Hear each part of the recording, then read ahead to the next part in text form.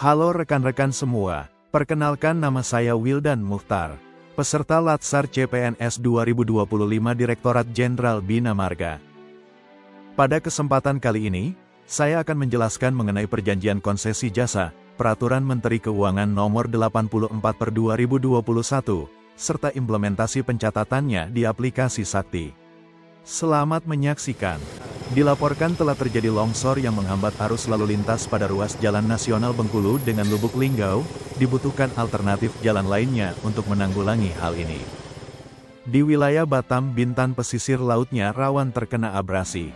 Wilayah tersebut juga sedang menghadapi badai laut yang cukup besar. Pelayanan publik seperti jembatan dibutuhkan untuk menggantikan ketergantungan kapal feri yang sering terganggu. Di satu sisi, pemerintah Indonesia sedang melakukan efisiensi anggaran, termuat dalam Instruksi Presiden Nomor 1/2025. Namun pelayanan publik yang dibutuhkan meningkat setiap tahunnya. Bagaimana cara mengatasi hal ini? Muncullah gagasan kreatif funding untuk menjawab pertanyaan-pertanyaan tadi. Pemerintah Indonesia mengadopsi teknis Public-Private Partnership World Bank menjadi Peraturan Presiden Nomor 67/2005 tentang kerjasama pemerintah dengan badan usaha infrastruktur. Peraturan Presiden Nomor 67/2005 diperbarui dengan Peraturan Presiden Nomor 38/2015 tentang kerjasama pemerintah dengan badan usaha dalam penyediaan infrastruktur. Secara sederhana, KPBU digambarkan oleh bagan berikut. Sejatinya pihak pemerintah mau memberikan pelayanan publik yang terbaik, namun memiliki banyak tantangan seperti pengalaman pekerjaan dan pendanaan dalam memberikan pelayanan publik. Pihak swasta selalu berorientasi keuntungan dan pihak masyarakat selalu menginginkan pelayanan publik yang semakin baik dan memadai, dari sisi kualitas dan kuantitas, setiap waktu. Dengan adanya KPBU, pemerintah mendapatkan kepercayaan publik, masyarakat mendapatkan kepuasan dalam pelayanan publik yang lebih baik, dan pihak mitra mendapatkan pekerjaan. Namun, timbul masalah baru. Pernyataan Standar Akuntansi Pemerintah (PSAP) sebelum tahun 2021, yang ada belum bisa memenuhi kriteria dalam penerapan KPBU, serta muncul indikasi risiko belum tercatatnya aset KPBU di dalam pemerintahan.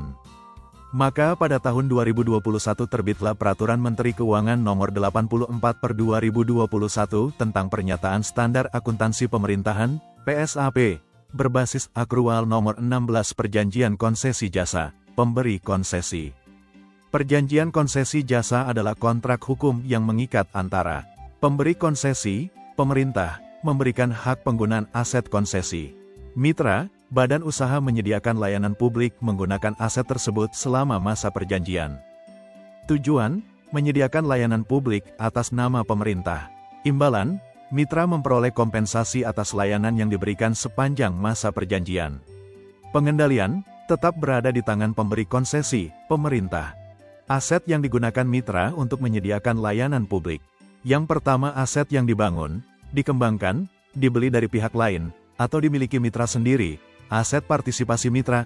Yang kedua adalah aset milik pemerintah, atau peningkatan nilai atas aset pemerintah, barang milik negara. Untuk menentukan apakah suatu kontrak memenuhi definisi perjanjian konsesi jasa, dilakukan uji 5 pertanyaan kunci berikut. 1. Apakah pemberi konsesi adalah entitas pemerintah? 2. Apakah mitra mengelola aset dan menyediakan layanan publik, bukan sekadar agen?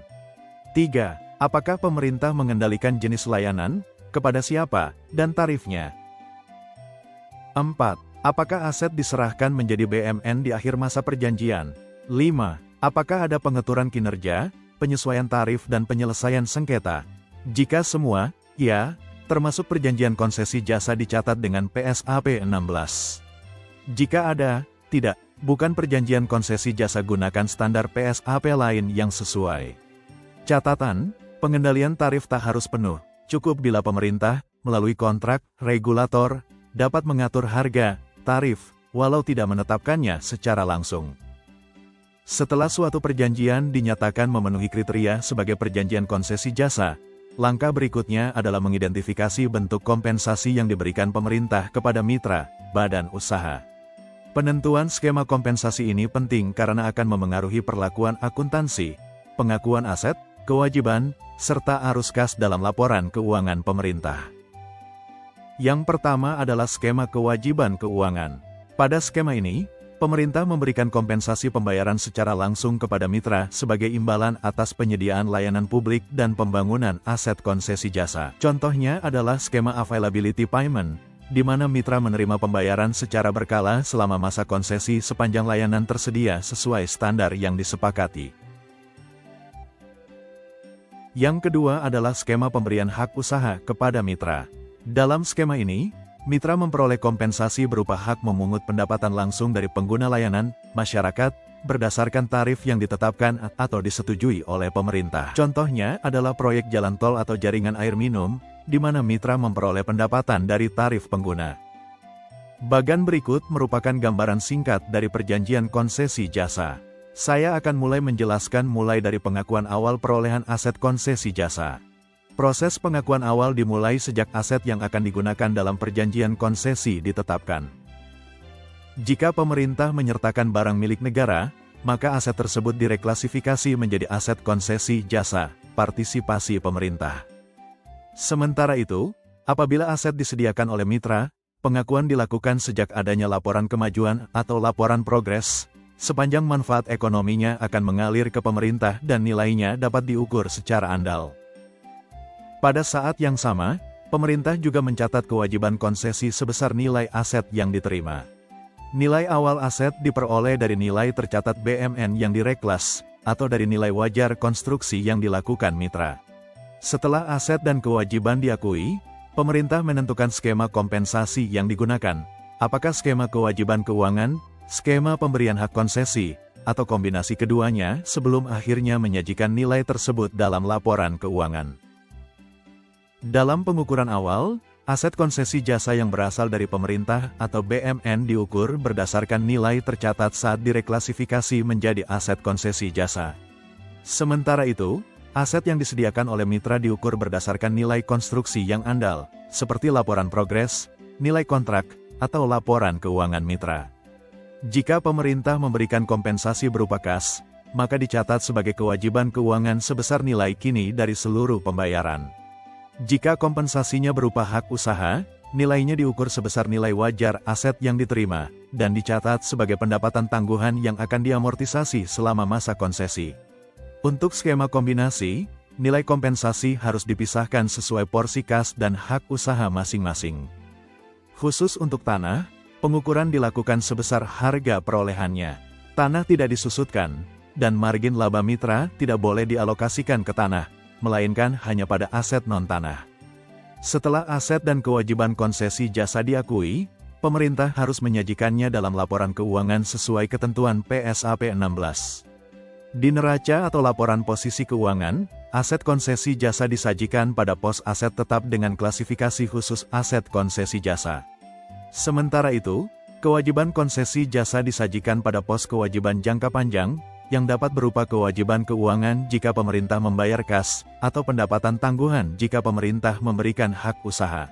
Di sisi lain, dampaknya juga muncul dalam laporan operasional atau LO, karena selama masa konsesi aset digunakan dan kewajiban berkurang.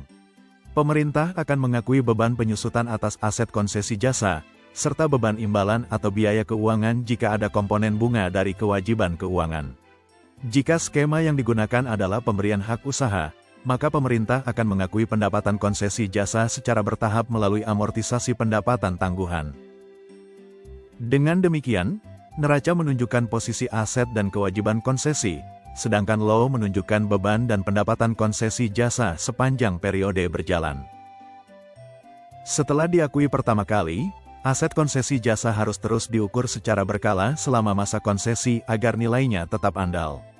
Pemerintah melakukan penyusutan menggunakan metode garis lurus sepanjang masa manfaat aset.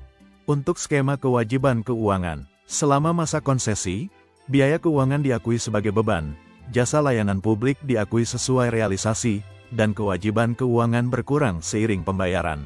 Untuk skema pemberian hak konsesi, selama masa konsesi, pendapatan tangguhan diamortisasi menjadi pendapatan secara bertahap, dan aset konsesi jasa disusutkan seperti aset tetap lainnya. Jika terjadi rehabilitasi atau peningkatan kapasitas, nilai aset dapat ditambahkan. Sebaliknya, jika ada kerusakan permanen, penghentian sebagian, atau penurunan kapasitas, nilai aset harus dikurangi. Selain itu, apabila ada indikasi bahwa nilai tercatat aset lebih tinggi dari nilai yang dapat dipulihkan, pemerintah wajib mengakui kerugian penurunan nilai. Semua dampaknya disajikan di neraca sebagai nilai buku aset, dan di laporan operasional sebagai beban penyusutan atau kerugian penurunan nilai. Setelah aset konsesi jasa ditetapkan, pencatatannya dilakukan melalui aplikasi Sakti. Petugas mencatat data awal pada menu aset konsesi jasa di modul BMN, melengkapi informasi nilai, lokasi, dan sumber perolehan. Apabila ditemukan kesalahan pencatatan nilai awal aset konsesi jasa, maka dilakukan koreksi secara retrospektif. Koreksi dilakukan dengan mereklasifikasi aset kembali ke BMN, memperbaiki nilai atau kuantitasnya, kemudian mereklas kembali ke aset konsesi jasa. Selain itu, jika skema yang digunakan adalah pemberian hak konsesi, maka dilakukan penyesuaian ulang amortisasi, kewajiban atau pendapatan tangguhan menggunakan kertas kerja resmi yang disediakan dalam Juknis PB 6/2023. Penerapan PSAP 16 bukan sekadar memenuhi kewajiban pelaporan, tetapi menjadi wujud nyata komitmen pemerintah dalam mengelola aset negara secara transparan, akuntabel, dan profesional. Dengan pencatatan yang tepat, nilai aset negara dapat dilaporkan secara andal, kewajiban dapat dikendalikan, dan pelayanan publik dapat terus ditingkatkan. Mari bersama membangun tata kelola pengelolaan aset konsesi jasa yang semakin baik, untuk mendukung pembangunan infrastruktur yang berkelanjutan. Terima kasih.